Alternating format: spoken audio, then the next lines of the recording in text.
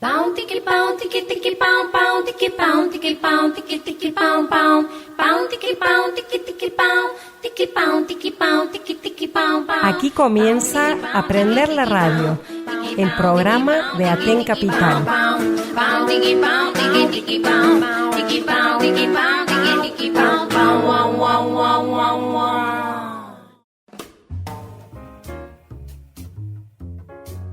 Hola, muy buenas tardes. Bienvenidos a una nueva emisión de Aprender la Radio. Hoy 13 de mayo nos encontramos en una etapa de flexibilización de la cuarentena en algunos rubros de atención al público, apertura de comercios, trámites que se van habilitando poco a poco, dependiendo de la circulación del virus COVID-19 en las distintas localidades de la región. Lo que no ha cambiado aún es algo que preocupa a prácticamente toda la ciudadanía por el impacto que tiene en nuestras vidas cotidianas, y es el regreso a las clases presenciales. Sabemos que la escuela cumple un rol fundamental en nuestras sociedades que va más allá de asegurar que los estudiantes incorporen conocimientos. La escuela es ese espacio de encuentro y de intercambio que posibilita la convivencia entre las diferencias y construye comunidad. Y para poder entablar ese vínculo en el proceso de enseñanza-aprendizaje, es necesario contar con condiciones materiales que lo posibiliten. Hoy están seriamente afectados los derechos a la educación, ya sea por falta de recursos tecnológicos y ausencia de conectividad, como por la falta de coberturas de cargos y horas cátedra. En la seccional Neuquén Capital están vacantes 70 cargos en los niveles inicial, primaria y modalidad especial, y 22 cargos y 1.200 horas cátedra en los niveles medio y superior. Aprender la Radio es un espacio impulsado por la Secretaría de Prensa de la seccional Aten Neuquén Capital, a cargo de Gerardo Lauro. En la conducción participamos Alejandra de la Riva y quien les habla, Alicia Bucciarelli. En la artística y edición, nuestro compañero Matías Garrido, quien va armando este gran rompecabezas grabado desde nuestros hogares, que tiene una producción general de todo el equipo. Agradecemos a todos los compañeros que participan y apoyan este programa y a la Radio Universidad CALF por el espacio para llegar a su estimada audiencia.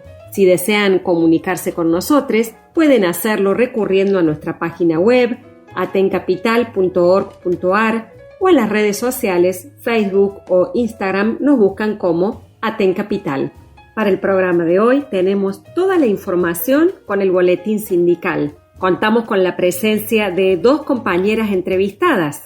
En primer lugar, Silvia Bascur, consejera escolar electa a fines del año pasado. Silvia pertenece al distrito 10 de la localidad de Plotier. Nos contará sobre el recurso de amparo que presentaron ante la justicia neuquina por el derecho a la educación.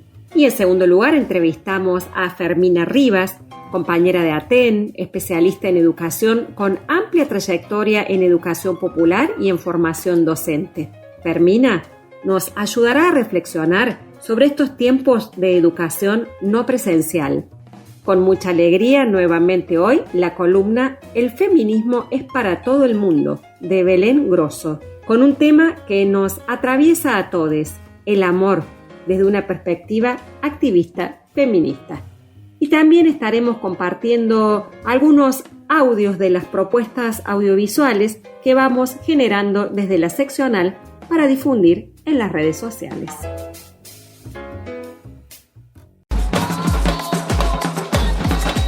Para defender tu salario frente al ajuste de los gobiernos, para mejorar nuestras condiciones de enseñar y aprender, por un sindicato que promueva la discusión política y pedagógica, para formarnos colectivamente y disputarle el sentido común a la cultura del neoliberalismo y al patriarcado. Te invitamos a ser parte. Afiliate. Aten Capital. En las aulas y en las calles. Nuestros lugares de lucha. Pero especialmente las compañeras docentes.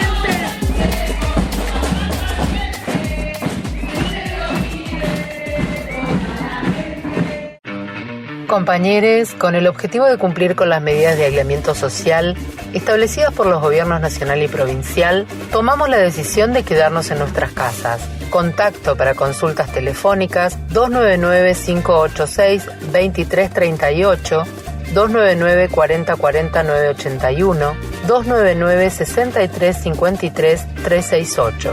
Frente a la pandemia del coronavirus, nos cuidamos entre todos. Aten Capital.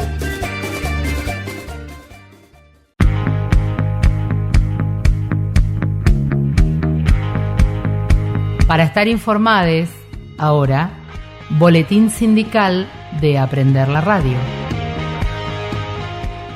El secretario general de ATEN, Marcelo Guagliardo, emitió un comunicado por las redes sociales en repudio a la convocatoria a romper la cuarentena que hiciera la oposición interna de ATEN para el día lunes pasado. En su texto, Guagliardo expresa que la problemática con la liquidación de haberes se está encauzando adecuadamente con el arduo trabajo de los compañeros de las escuelas, las seccionales y los distritos escolares. Asimismo, expone que en relación a la cobertura de vacantes, se realizó tempranamente la denuncia pública y se presentaron, a través de las vocales gremiales en el Consejo Provincial de Educación, los proyectos para hacer las designaciones y que al no obtener respuesta por parte del gobierno, posteriormente 35 de los consejeros escolares han presentado un recurso de amparo contra el CPE para que se cubran los cargos, se resuelvan los problemas de conectividad y las demandas de alimentos.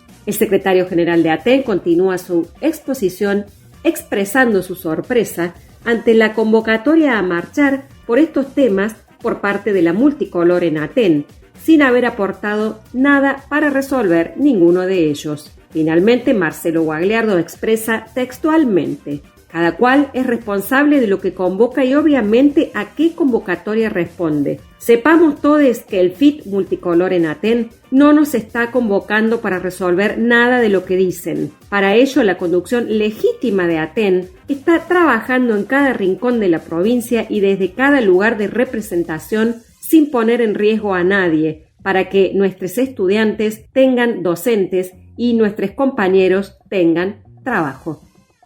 Rechazamos la resolución 230 del 20. Desde ATEN rechazamos la resolución 230 del 20 impuesta por las y los representantes del Poder Ejecutivo en la sesión del Consejo Provincial de Educación. La rechazamos porque no hay continuidad pedagógica real y efectiva sin la completa cobertura de cargos y horas vacantes, porque no garantiza el acceso y distribución de materiales para la totalidad de las escuelas de la provincia, y así profundiza las desigualdades entre las familias, porque es decisión política del gobierno provincial subejecutar el presupuesto que debe garantizar el derecho social a la educación. Frente a esto, las secretarías de ATEN provincial, en coordinación con las distintas seccionales, han puesto a disposición una serie de documentos para los niveles inicial, primario, medio y modalidad de adultos, para pensar y repensar lo hasta aquí recorrido y lo que queda por delante. Las preguntas que nos hacemos pueden ayudar a debatir y construir colectivamente nuestras intervenciones para una educación popular en tiempos de pandemia. Rechazamos la disposición conjunta 1 del 20 de las direcciones de secundaria y privada.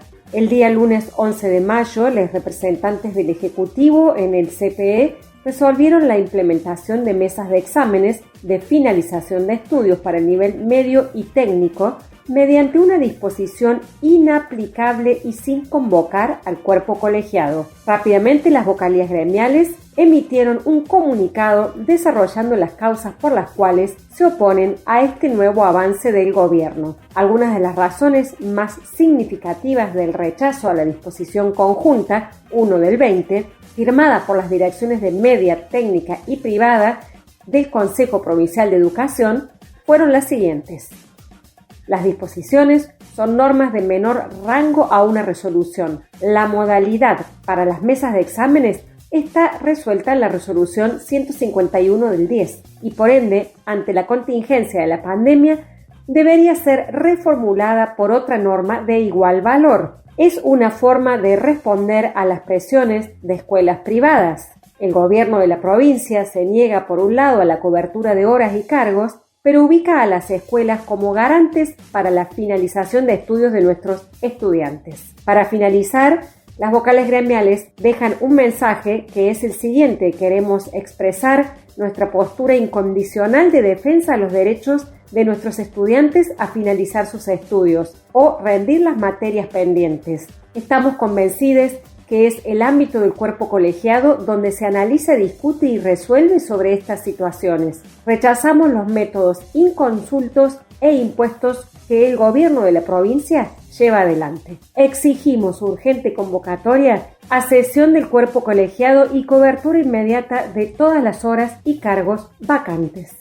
Reunión con equipos directivos de las escuelas. El nivel primario trabajando colectivamente en el contexto de la pandemia. Ayer se desarrolló un encuentro virtual entre equipos directivos de escuelas primarias de nuestra ciudad, vocalía gremial, comisión directiva provincial y Aten Capital. Las compañeras y compañeros relataron las diferentes estrategias que van construyendo para acompañar a los docentes y familias en este difícil periodo que estamos transitando. También compartieron el gran trabajo pedagógico que están realizando desde sus escuelas, a pesar de las necesidades ya mencionadas a las que el gobierno no da respuesta. Destacamos el enorme trabajo de cada escuela y saludamos la respuesta a la convocatoria de trabajo colectivo realizada desde nuestra organización sindical. No al cobro desmedido de adicionales médicos y odontológicos ante la situación creada por numerosos profesionales de la salud que solicitan un adicional de dinero en concepto de medidas de bioseguridad para la atención en consultorio. Nuestros consejeros gremiales en el Instituto de Seguridad Social de Neuquén manifestaron su rechazo. Si bien es entendible que en una situación extraordinaria como la actual, los profesionales de la medicina arbitren las medidas sanitarias que estimen convenientes para preservar su propia integridad física y la de sus pacientes, no existe justificación para el cobro abusivo de semejantes adicionales. No corresponde que en consultorios odontológicos o de otras especialidades médicas se solicite pago alguno por tales conceptos, menos aún que lo pongan como condición excluyente para realizar la práctica médica.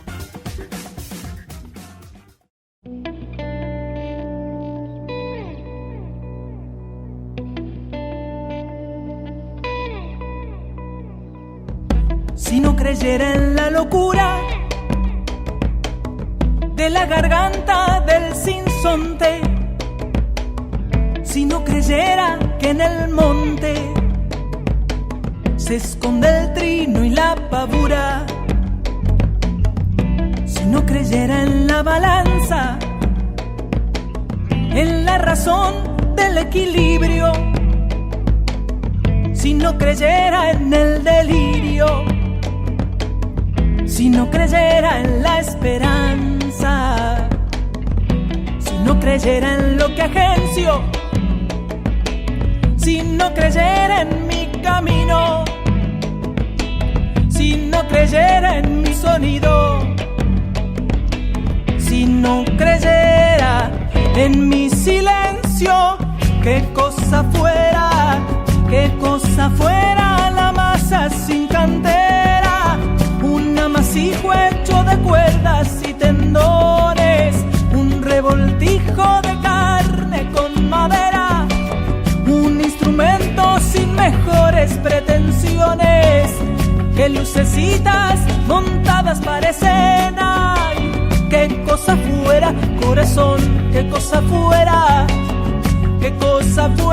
la masa sin cantera, un testaferro del traidor de los aplausos, un servidor de pasado en copa nueva, un eternizador de dioses del ocaso, júbilo hervido con trapo y lentejuela. Y qué cosa fuera, corazón, qué cosa fuera la masa sin cantera.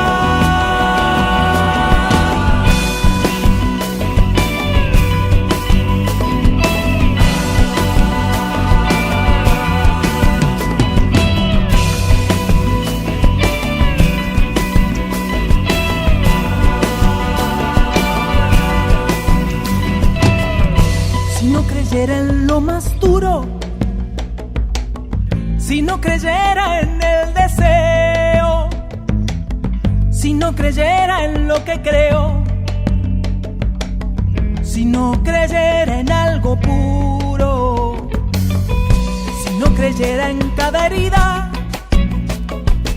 si no creyera en lo que rompe, si no creyera en lo que esconde, hacerse hermano de la vida, si no creyera en quien me escucha, si no creyera en lo que duele, si no creyera en lo que quede, si no creyera en lo que lucha, qué cosa fuera, qué cosa fuera la masa sin cantera, un amasijo hecho de cuerdas y tendones, un revoltijo de carne con madera, un instrumento sin mejores pretensiones que lucecitas montadas para escena. Ay, qué cosa fuera corazón, qué cosa fuera, qué cosa fuera la masa sin cantera, un testaferro del traidor de los aplausos, un servidor del pasado en copa nueva, un eternizador de dioses del ocaso, júbilo hervido con trapo y lentejuela. Ay, qué cosa fuera corazón, qué cosa fuera la masa sin cantera. Qué cosa fuera la masa, qué cosa fuera la masa.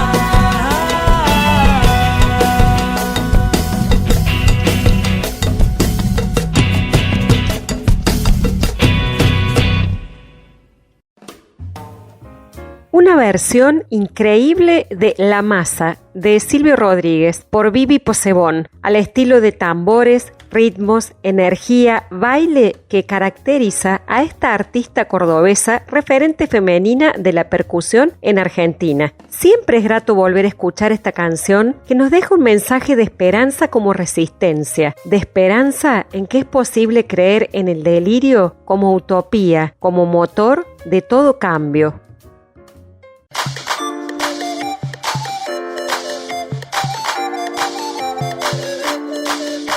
Colores, ideas, sueños, proyectos que dan identidad.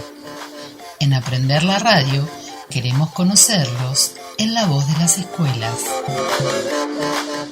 Por el derecho a la educación, porque miles de estudiantes necesitan recuperar el vínculo pedagógico con sus maestres y profes. Seguimos escuchando las voces de los compañeros que están en las escuelas exigiendo cobertura de cargos y horas vacantes. Primero contaremos con el testimonio de Claudia Tarduño, maestra de grado de la Escuela 356 del barrio Cuenca 16. Luego escucharemos a Alejandra Errecart, rectora de la Escuela Superior de Música, y para finalizar a Laura Torres, directora de la Escuela 182 del barrio Río Grande. Señor Gobernador, nuestra escuela no cuenta con personal directivo designado, lo que implica que docentes y alumnos no cuenten con el acompañamiento necesario para enfrentar esta difícil situación que atravesamos. En nuestra escuela faltan cubrir actualmente 208 horas cátedras, lo que significa que alrededor de 300 estudiantes están hace más de 40 días sin poder contactarse con sus docentes. Le exigimos al señor gobernador que dé una pronta solución a esta situación. Señor gobernador, nuestra escuela aún no cuenta con vicedirectora designada. Eso significa que alrededor de 400 chicos y chicas y 30 docentes no están cumpliendo ni contando con el acompañamiento adecuado para esta etapa escolar.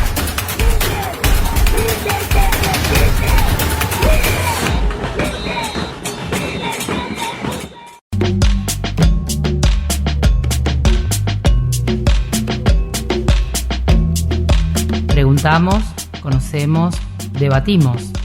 Compartimos la palabra en las entrevistas de Aprender la Radio.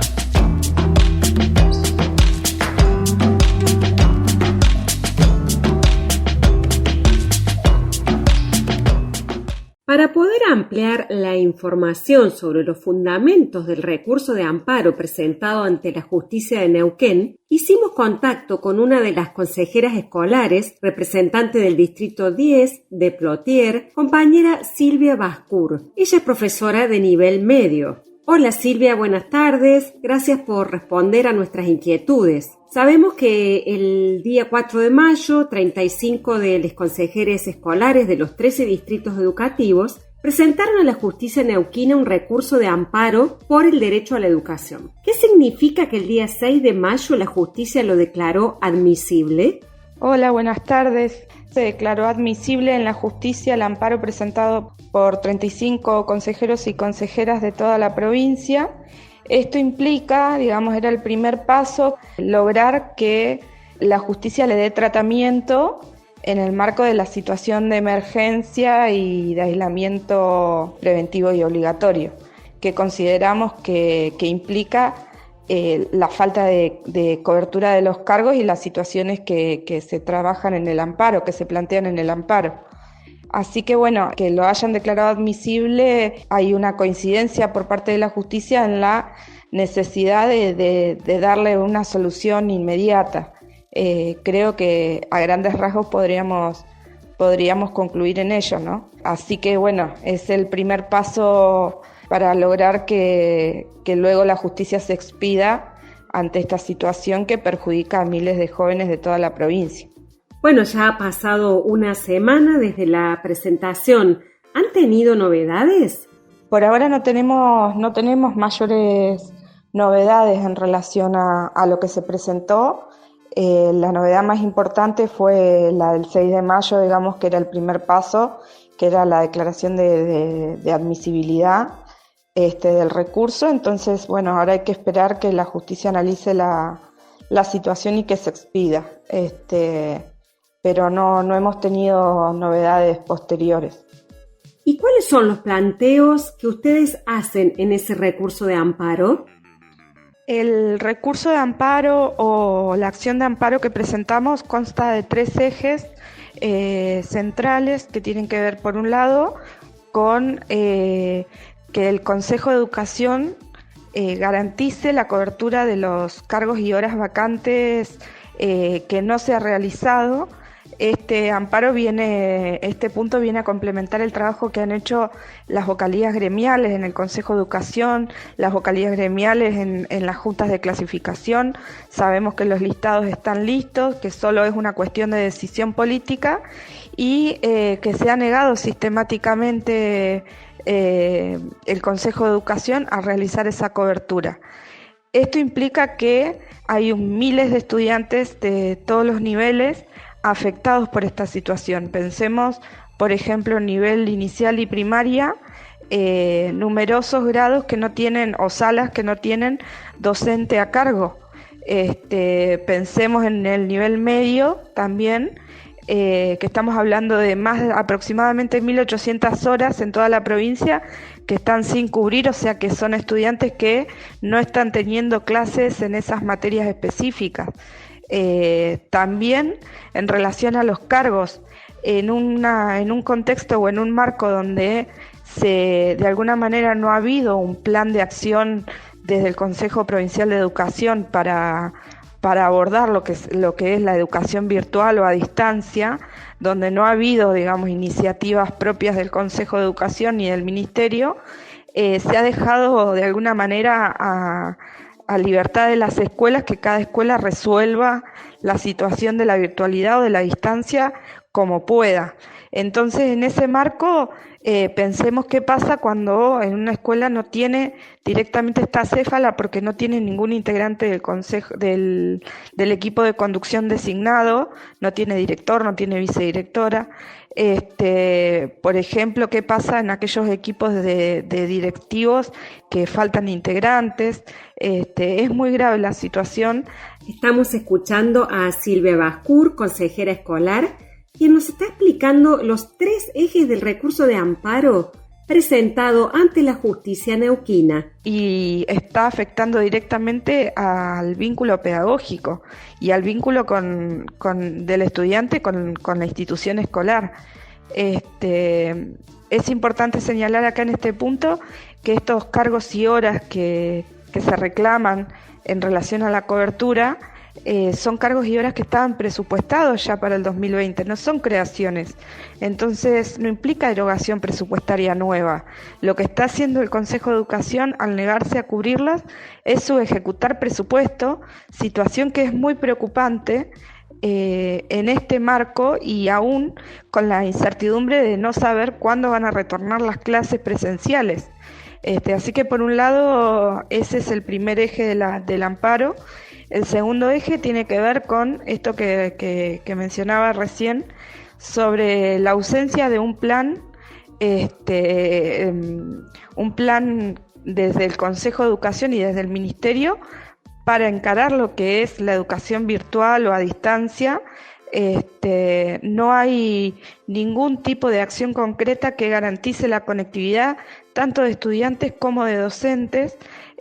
Consideramos que eso es bastante grave y aumenta la brecha digital y aumenta las desigualdades en relación a las posibilidades que tienen cada estudiante de la provincia de poder hacer frente a una cursada virtual o a distancia como demanda este contexto, ¿no? Entonces nos parece importante que el Consejo de Educación impulse acciones concretas. No hay que inventar nada, se han realizado distintas acciones como generación de educación, de recursos educativos propios, distribución de esos recursos, convenios con las empresas de telefonía para liberar datos para los estudiantes y las estudiantes y también para los docentes. Hay muchísimas acciones concretas que se pueden realizar, pero hace falta la voluntad política de ejecutarlas, ¿no? De llevarlas adelante. Estamos conversando con la consejera escolar del Distrito 10 de Plotier, quien nos cuenta en qué consiste el tercer eje del recurso de amparo presentado ante la justicia por 35 de los consejeros escolares para exigir al Consejo Provincial de Educación el derecho a la educación. Y también, por último, el tercer eje del amparo tiene que ver con la situación en relación a los comedores escolares. Como todos sabrán y todas sabrán, la función del comedor escolar fue sustituida por la entrega de módulos alimentarios. Es insuficiente la respuesta que está dando el Consejo de Educación frente a una demanda cada vez más importante de las familias de nuestros estudiantes y de nuestras estudiantes. Y por otro lado también pensar que el refrigerio que se brindaba en el nivel medio y en el nivel superior no fue reemplazado por ningún tipo de soporte o de apoyo alimentario. Entonces creemos que también ahí el Estado tiene que tener un rol fundamental y que también ahí el Estado se ha corrido o está ausente en gran parte. No está respondiendo a las demandas ni cubriendo las demandas ni las necesidades de los estudiantes y las estudiantes. Bueno, por lo que nos estás contando, Silvia, ustedes cumplen un rol fundamental representando a la comunidad educativa en el ámbito del Consejo Provincial de Educación. ¿Podés explicarnos brevemente cómo funcionan?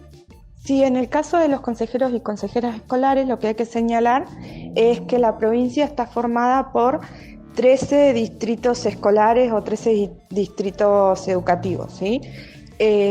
Cada distrito tiene 6 consejeros y consejeras escolares, que la mitad se eligen en las elecciones ordinarias de autoridades provinciales y municipales, se eligen a través de los partidos políticos, y la otra mitad en cada distrito se eligen, son elegidos y elegidas por docentes que están en actividad en cada distrito escolar específico.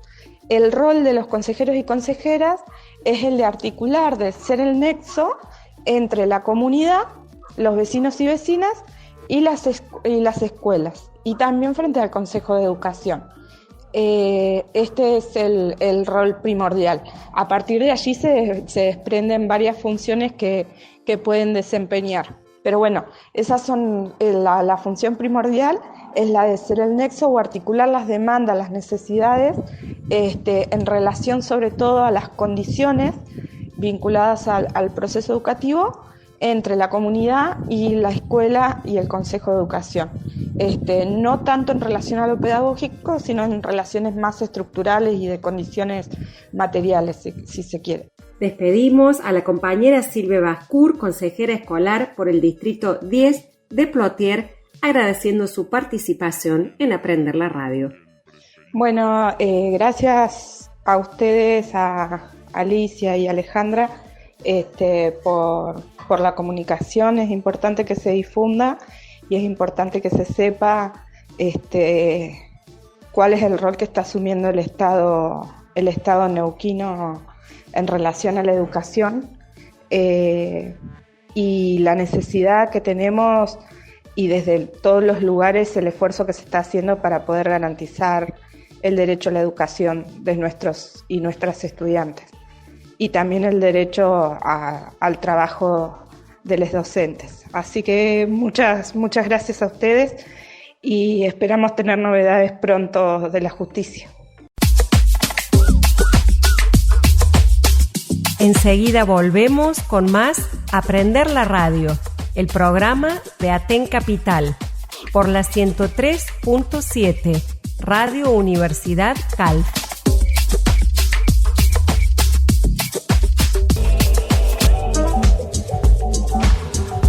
En el aire, otra vez, Aprender la Radio, el programa de Aten Capital, por Radio Universidad Calf.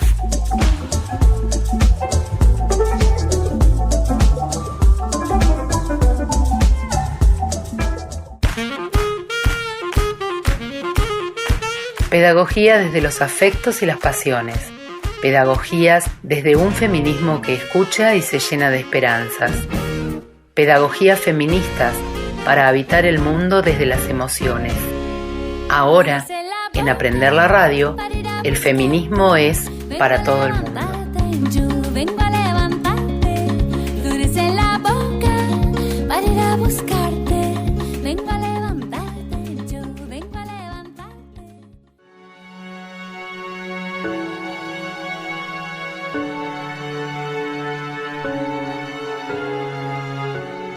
Feminismo y amor, amor y feminismo, ¿se pueden separar? ¿Cómo viven el amor las y les activistas feministas? ¿Qué es el amor para ellas y ellas? ¿Cómo son las relaciones afectivas? Mucho se ha dicho y se ha escrito sobre el amor y siempre podemos volver a pensarlo, una y otra vez. En esta nueva columna de El feminismo es para todo el mundo, vamos a invitarles a escuchar y a sentir y a vivir el amor desde una mirada activista, sencilla, frágil. Y esta vez vamos a escuchar reflexiones enredadas sobre esa cosa llamada amor.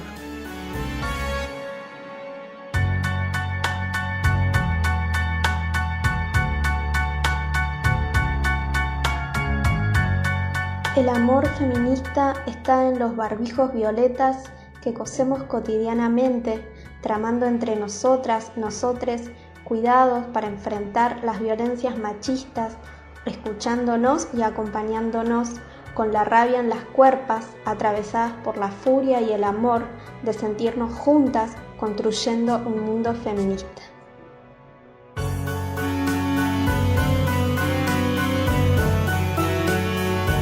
Soy Sofía de Córdoba, Lasilando.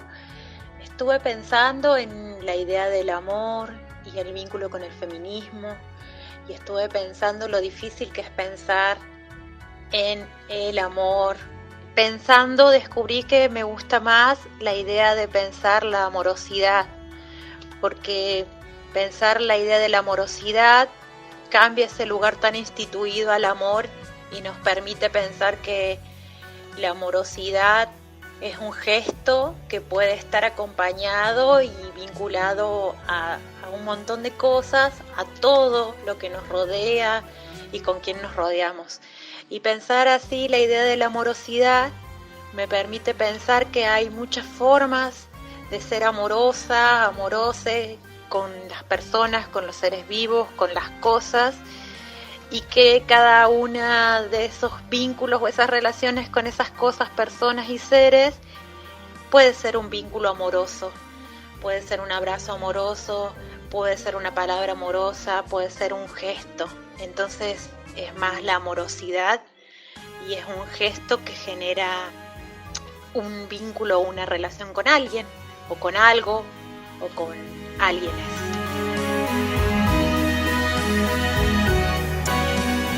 Y al amor lo podemos escuchar en susurros, en gritos, en canciones, en rabias, en versos. Así que seguimos escuchando ahora a nuestras compañeras y compañeros activistas feministas que nos siguen hablando del amor.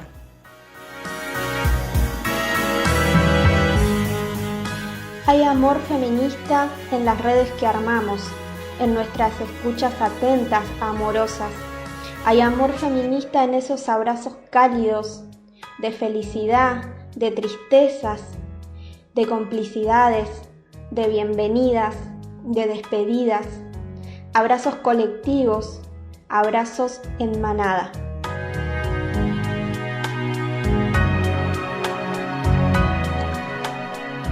Para mí el feminismo hizo con el amor lo que hace con todo lo que toca. Expande sus límites, lo tensiona, lo transforma.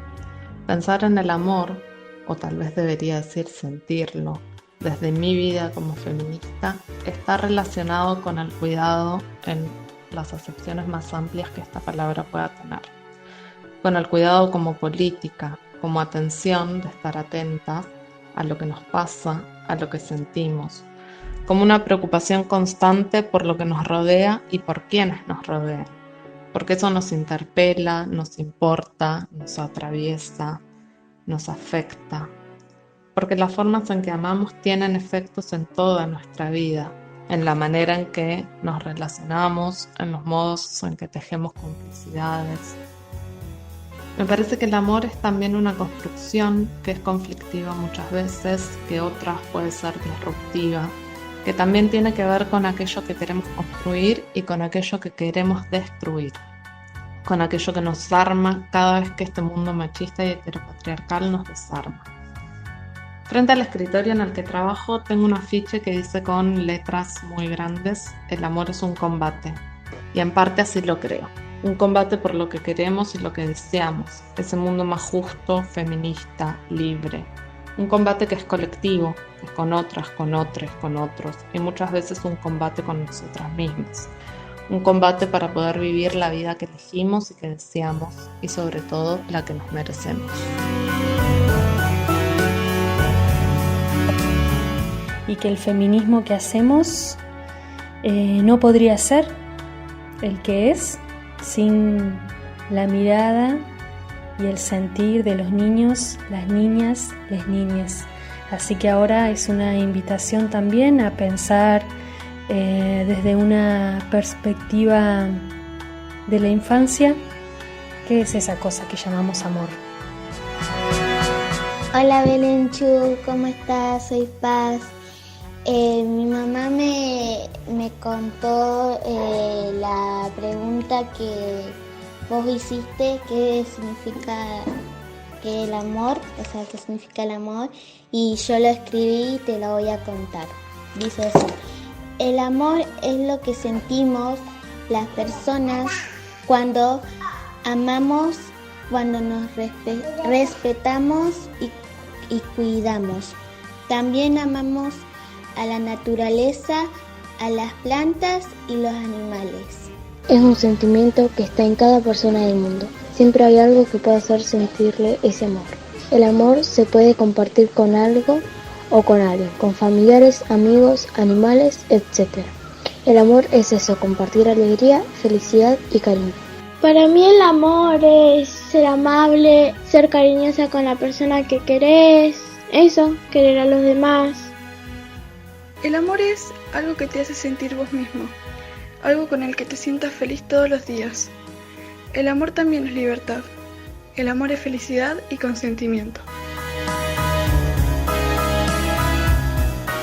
Bell Hooks, feminista afroamericana, en su obra Claridad, dar palabras al amor, lo dice como un verbo. Amar debe ser una acción y no un sentimiento. Y esto nos lleva a tomar una responsabilidad. Implica voluntad, no instinto. Compartir, cuidar, respetar, potenciar, acompañar, entrarían en esta definición de amor. ¿Y para vos, qué es el amor?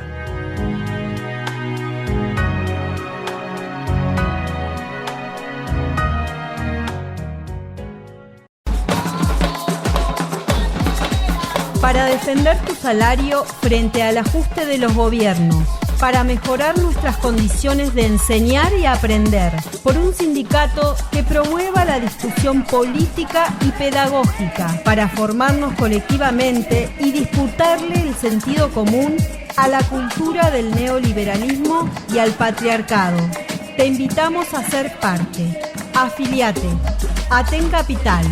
En las aulas y en las calles, nuestros lugares de lucha. Pero especialmente las compañeras docentes.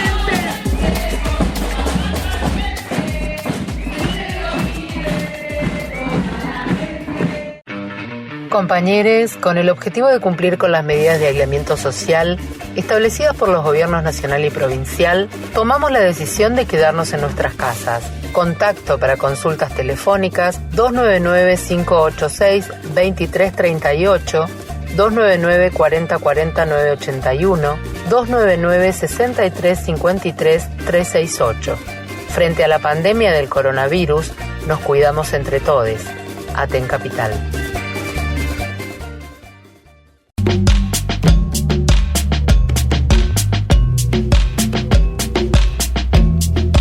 Preguntamos, conocemos, debatimos.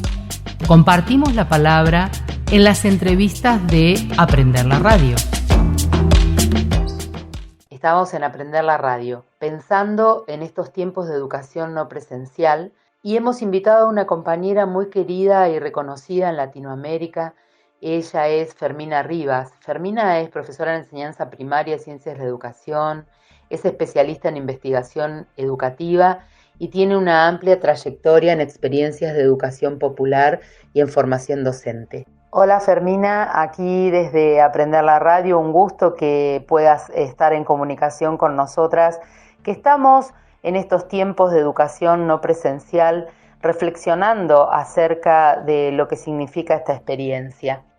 Qué bueno, Ale, qué bueno que tengamos tiempo para pensar sobre estos tiempos y sobre la escuela en particular. La verdad es que la vorágine de la vida cotidiana del mundo en el que vivimos muchas veces nos impide tener un tiempo para pensar. Y la verdad es que la tarea de lo que hacemos y de lo que dejamos de hacer en la escuela merece que pensemos permanentemente cuál es el sentido, qué cosas se pueden modificar, qué cosas se pueden ampliar, qué cosas se pueden cambiar, etcétera, etcétera. Y me parece que este es un tiempo donde las circunstancias nos obligan a eso. No podemos seguir haciendo lo mismo.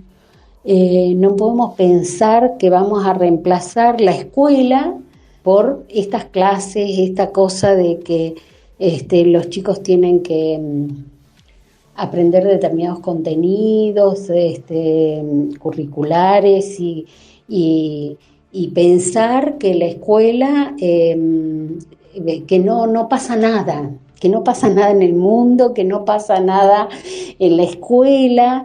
En realidad no se puede pensar eso. Hay que pensar otra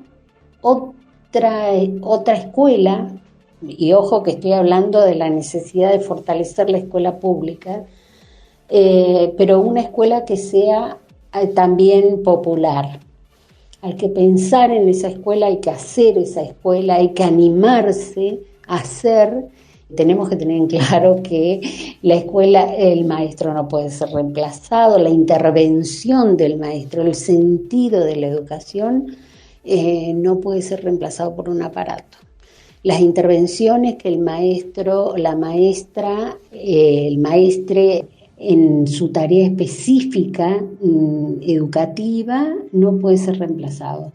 No puede ser reemplazada esa intervención con ningún aparato, porque la pregunta en el momento oportuno, la posibilidad de intercambiar, de dudar, de preguntarse, de imaginar, de todas esas cosas tan bellas que suceden cuando se produce la relación pedagógica en ese conjunto de niñas, niños, niñes, y de la persona que está allí coordinando esas cosas, lo que puede surgir tiene una belleza irreemplazable, no se puede reemplazar con nada. Entonces habrá que pensar de qué modo potenciamos todas estas cosas.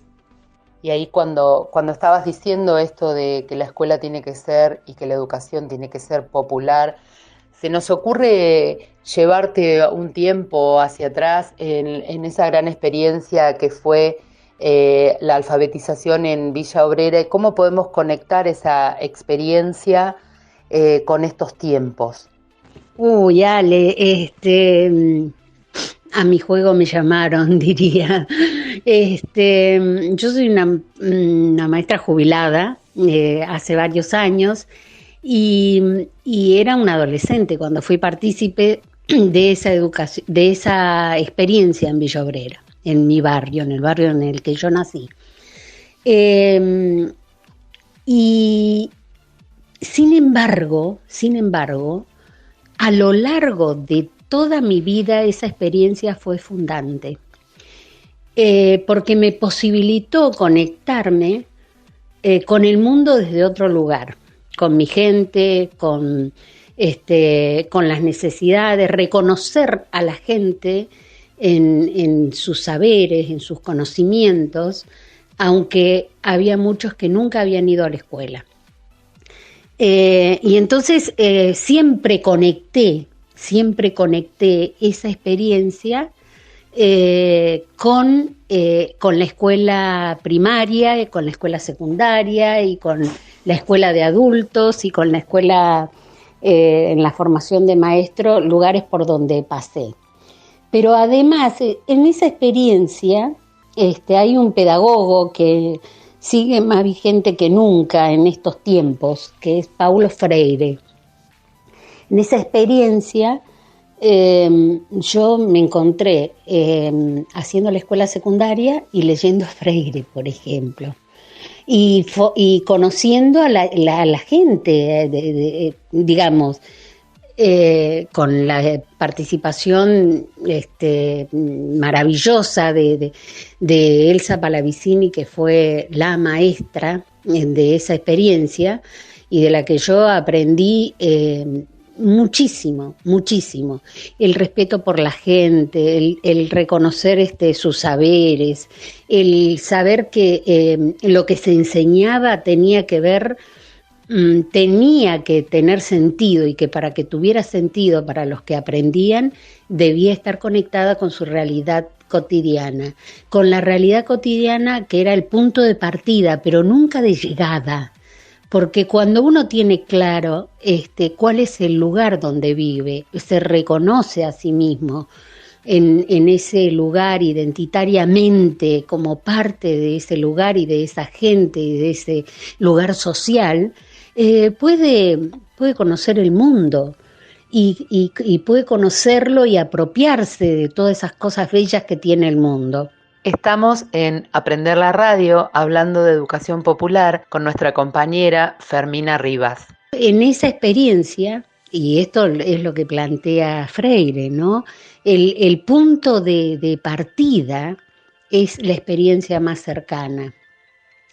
Y esa experiencia es la realidad social en la que vive, porque aun cuando sea gente con muchas carencias, chicos que viven con muchas posibilidades, viven en un mundo tienen su realidad, su cultura, sus experiencias, sus saberes.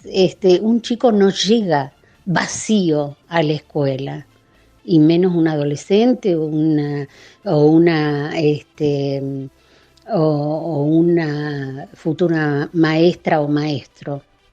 En realidad uno llega con un bagaje histórico, sociocultural, que hay que poder tomarlo, vuelvo a decir, como punto de partida, pero nunca de llegada, porque uno tiene que pensar también que en esa realidad hay muchas cuestiones que deben ser modificadas. Y entonces aparece allí el sentido de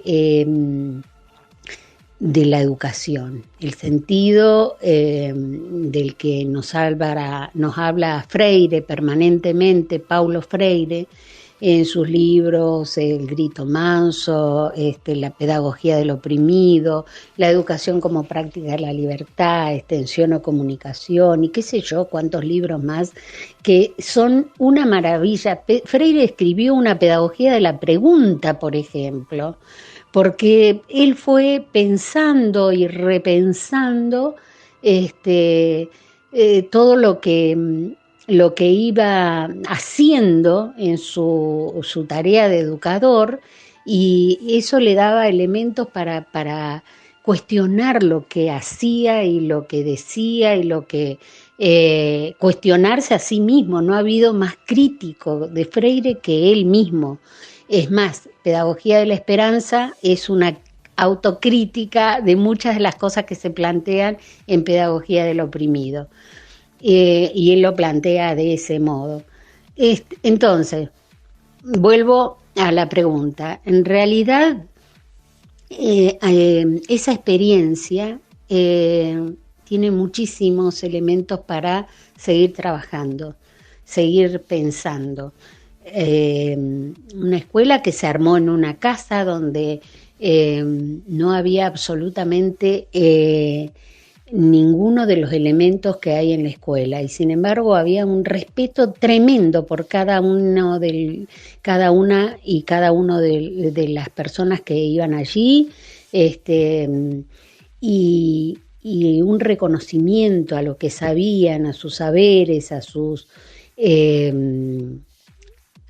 su historia, ¿no? Estamos en comunicación con Fermina Rivas, nuestra querida compañera, hablando de educación popular. Y además la posibilidad de repensar la realidad, transformar la realidad en la que vivían, porque juntos, y lo hicieron a través del trabajo colectivo,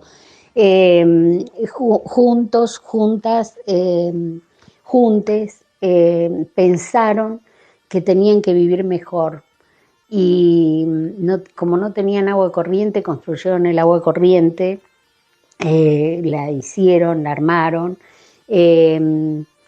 armaron sus huertas comunitarias, fue necesaria la construcción de una guardería y la construyeron, y bueno, muchas de las cosas que fueron haciendo de sus condiciones de vida objetivamente fueron modificadas. Entonces, esta experiencia, vuelvo a decir, yo la he usado en mi vida particular, porque en mi vida particular y en la vida profesional, porque me permitió pensar la educación desde otro lugar, con un sentido transformador de la enseñanza. La enseñanza no puede pensarse como una actividad conservadora. Es una actividad que puede ser muy transformadora, en la medida en que se tome la realidad como punto de partida, porque los contenidos pedagógicos están ahí. Nosotros tenemos que enseñar lo que sucede, lo que pasa, y tratar de comprender, analizar, complejizar todas esas cosas que les pasan a nuestros estudiantes, a nuestras estudiantes, y ver cómo se pueden modificar las condiciones objetivas de vida de las niñas y de los adultos.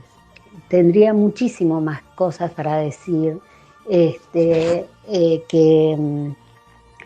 me parece importante recuperar. Por ejemplo, un concepto que a mí me sirvió muchísimo de los que trabaja Freire es el concepto de praxis, no de la práctica, porque la práctica parece una cuestión rutinaria que cuando uno la aprende la hace así mecánicamente. La praxis es una acción pensada, reflexionada y transformada en un continuo, y eso es la tarea docente, fundamentalmente. Fermí, te queremos dar las gracias por haber compartido todos estos conceptos aquí en Aprender la Radio, y nos vamos a estar comunicando mientras nos seguimos pensando y repensando en estos tiempos de cuarentena. Y así hemos llegado al final de Aprender la Radio y nos volvemos a escuchar el próximo miércoles a las 18 por la 103.7, Radio Universidad Calv.